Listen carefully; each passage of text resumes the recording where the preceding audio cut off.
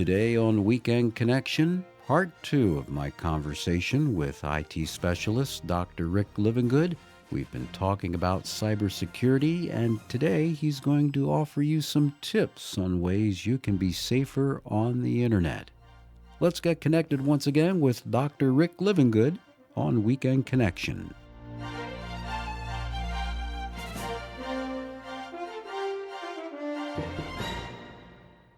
If it quacks like a duck, it's probably a duck. If it's too good to be true. So one of the scams that's quite common is, you've won millions, or I have run into a $100 million inheritance, but I got to get it out of my country. Those are some common ones, and it sounds way too good to be true. My goodness, I've got an inheritance. This is a friend of ours who lost money because she was told that some relative of hers had left her hundreds of thousands of dollars in his will. And she was the only one that he knew of, so he'd left it all to her. Well, of course, if it sounds too good, if it quacks like a duck, it's a duck. If it's too good to be true, it probably should be thrown out. So you cannot just click on every little thing that comes in. If you don't know where it came from, if it's not from a close friend, or even if it even looks suspicious, you should delete it and not fool with it at all. One of the things that hackers will use is, and this is the one that's a little bit scary because you aren't always sure when it actually is a fraudulent activity. That is, you click on a link in an email. What you don't know is they are downloading software to your device, whether it be your cell phone, whether it be a tablet, your desktop computer, your laptop. The software it's loading will run in the background and try to find financial activity, such as you log into your bank. And as soon as you do that, this software will get whatever user information it can, including your username and your password. It's kind of uncommon for that to happen, but don't say, well, okay, I don't have to worry about this. If you get a link from something that you don't know where it came from, don't click on it. So that's the number one rule, and are there other things? Oh, yes, there are a number of others. One that goes along with that is think before you act. Anyone asks you for bank account information or any kind of login information to anything, either ignore it or hang up. That's another thing when, let's say, Bible Broadcasting Network is doing a fundraiser and they're asking you to give. You're calling in, you know who you're calling. That's a different story. But if it's unsolicited, just a phone call from any old organization, you got to be real careful with that. Some of them are legitimate, some of them may not. Many of them are not. Also, be real careful with any calls you get from even from I had this happen to me. I got a phone call from the IRS, and the phone call had nothing to do with the IRS. Well, you got to be real careful with those kinds of calls. They are doing what's called spoofing your phone number. It's a complicated explanation, but they basically can use your phone number or somebody else's phone number to make you think it's from a legitimate source. And while we're on the subject for just a moment of the IRS, they will never call you. You will always get some sort of letter in the mail, in the regular mail, from the IRS, correct? Yes, that's correct. And even your bank, you got to be careful that you don't get something that your bank is reaching out to you or some credit card organization is reaching out to you. Typically, if there is an issue, they will text you if you're using texting on your cell phone, or they can send you an email, but most often they will call you on the phone. And it comes through as the bank. So you got to filter a little carefully. Sometimes they are legitimate calls, but boy, most cases they're not. Another thing is, and this is a huge one, using passwords on the internet. Now, I got to tell you, and you're going to laugh, and I'm very careful about where I keep this information. I have a list of all the passwords for all the websites that I have accounts with. And I'll tell you why. Because you should not be using the same password for everything.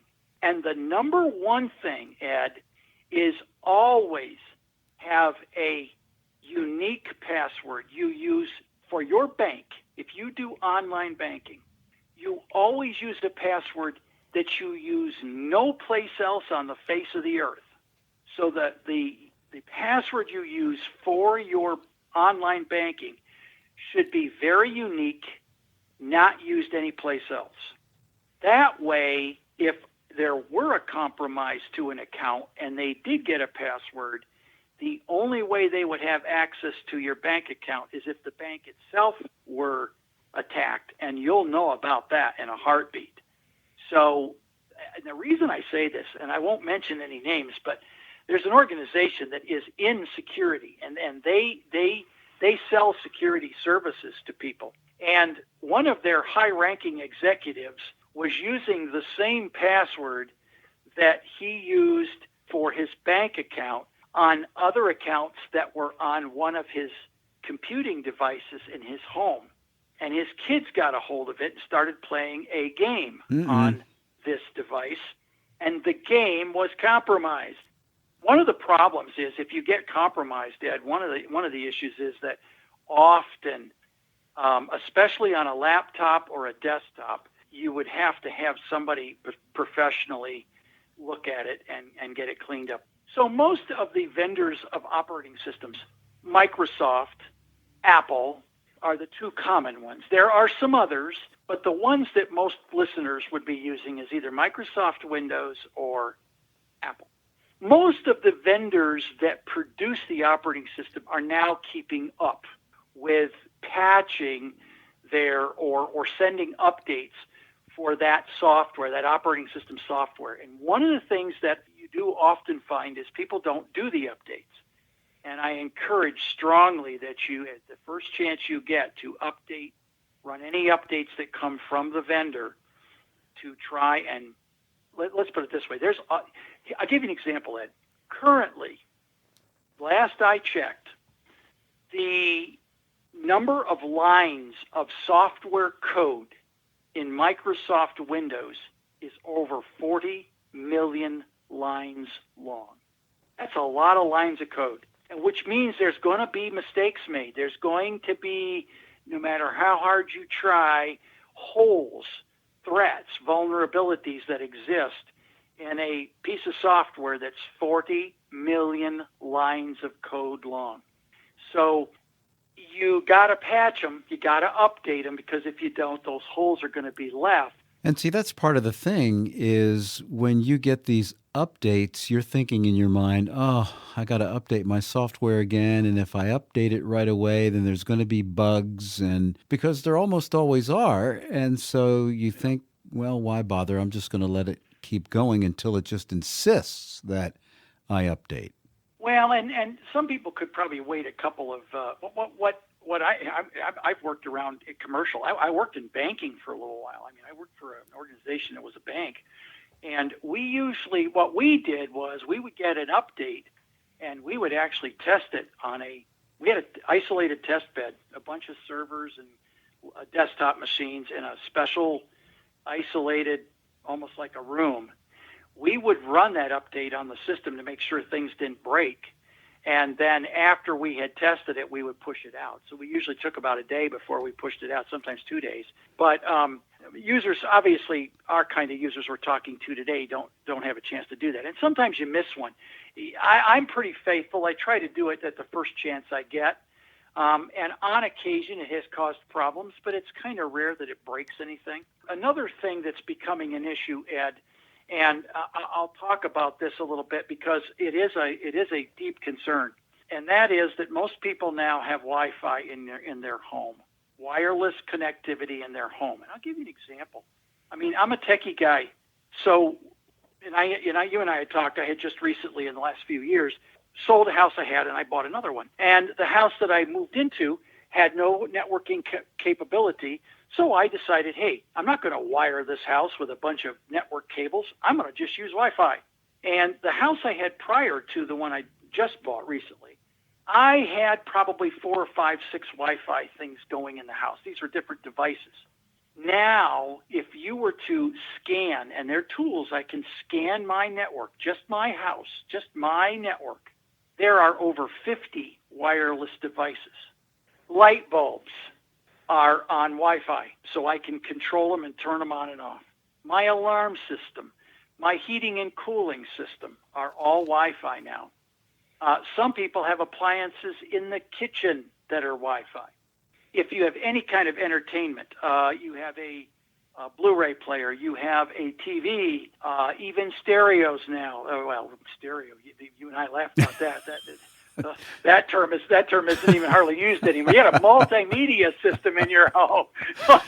You're dating yourself. Yeah, I know I am. And I'll be honest, Ed. I'll be 67 years old in November, and I'm still into this hot and heavy. I've been doing this for 50 years, and I've watched all kinds of things go on. So you have a device that the cable company or the phone company puts in called a Wi-Fi router or a Wi-Fi gateway. What that device does is connect you to the internet. So all the different wireless devices in your house all talk to that one. It's called a cable modem. It's called a wireless router or a wireless gateway. And they all talk to that device, and then that device translates whatever you're interested in doing on the internet. It takes care of getting your request out to the internet and getting it back to whatever device in your house that you're using to talk to the internet. That includes light bulbs. That includes your multimedia system, your heater, air conditioner, whatever Wi-Fi is in your home. And more devices are coming default with Wi-Fi capability. The good news is that the Wi-Fi routers are now coming with a non-default password, and they tend to be somewhat complex. But the thing that you have to realize is that Wi-Fi capability, your neighbor can see that you've got one. And it's possible for your neighbor to even break into your system. And you've got to be careful. Number one, typically today, anything new that you buy, any wireless router or gateway, has a default username and a default password, and it also has a default encryption method. So encryption is simply a matter of taking plain text data that you and I could read and jumbling it up so we can't tell what is being done. You could get the file, you could look at the data, you could see it, but you can't make heads or tails out of it. It's just mishmash. Mm-hmm. It's all scrambled. Don't change those. So what users will sometimes do is I want to use an easy password. Oh, heavens, don't do that. Because sometimes you can I've got tools. Now, you have to understand, I'm not a hacker, Ed. Sometimes I have done security audits for organizations. Mm-hmm. And I will read their data in the air. It's just like turning on your radio. You turn on the radio, you listen to the Bible Broadcast Network, and guess what? You can kind of do the same thing if you wanted to with the right tools for internet activity and cell phone activity. Wow. And although it's illegal to do that in the U.S., you can do it. So you don't change things. Go with the defaults. There you go. Go with the defaults. When in doubt, don't, and go with the defaults. That and using always using passwords and making sure that you use a password for online banking that's unique from any other password you use. And those three things probably sum it up. That's a good point. One last question, and I know we need to wrap up, and this is really fascinating to me, and I know will be to our listeners as well. Are more and more companies employing former, for lack of a better word, former cyber criminals, former hackers to test their systems to see how vulnerable they are? You hear of that occasionally. Again, if you watch the movie Catch Me If You Can, the gentleman who was the perpetrator of that, he's not retired yet, but he's a little older, and he worked with the FBI after he got arrested for fraudulently using bank checks. That is not common. Most of the people who are doing that kind of thing are good, honest people. There are certifications that they might hold that they have studied to make sure that they understand cybercrime and how to use the tools properly. In most cases, if they do go after, if they attack a network to test it, they have permission. I'll be honest. Now, I did this one time. I actually was doing a test of a bank. I got a letter from the CEO of the bank, Ed, before I even started the what we call a scan, so that if anything happened later, because you don't tell people you're going to, Right. if you do, they could hide something. So I got a letter from the CEO that said I had permission to do this from him. And that way, if something happened later, I could say, hey, whoa, I got permission to do this. Mm. So, and then off we went and did it. It's rare that you find anyone who's actually a criminal doing it legitimately. Most of them have been trained. Many of them, and typically whenever they do this, anyone who's hired like this goes through a rather complex background check. So when I did it with the bank, I went through fingerprints and several drug tests. They did the normal stuff, but then it went a step beyond. I mean, they were checking with state and federal agencies to make sure I wasn't a criminal. Of course. Well, Rick, this has been fascinating, and I thank you for joining me, taking time to talk with me and our BBN listeners about all of this. Just fascinating, important, and we can never be too careful. And so you've offered not only just some good stories, but more than that, just some good tips on how we can just be safer as we're on our computers and our smartphones. So thank you so much. You're welcome.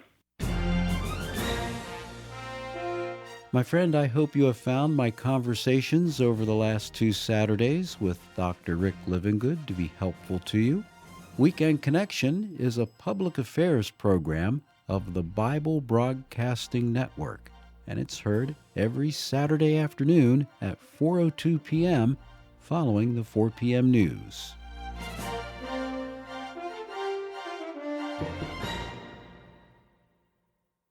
Thank you for listening to this feature, a production of BBN, the Bible Broadcasting Network. BBN provides 24-hour Christian programming, great Christian music, and Bible teaching. Listen to BBN by clicking the link in the description.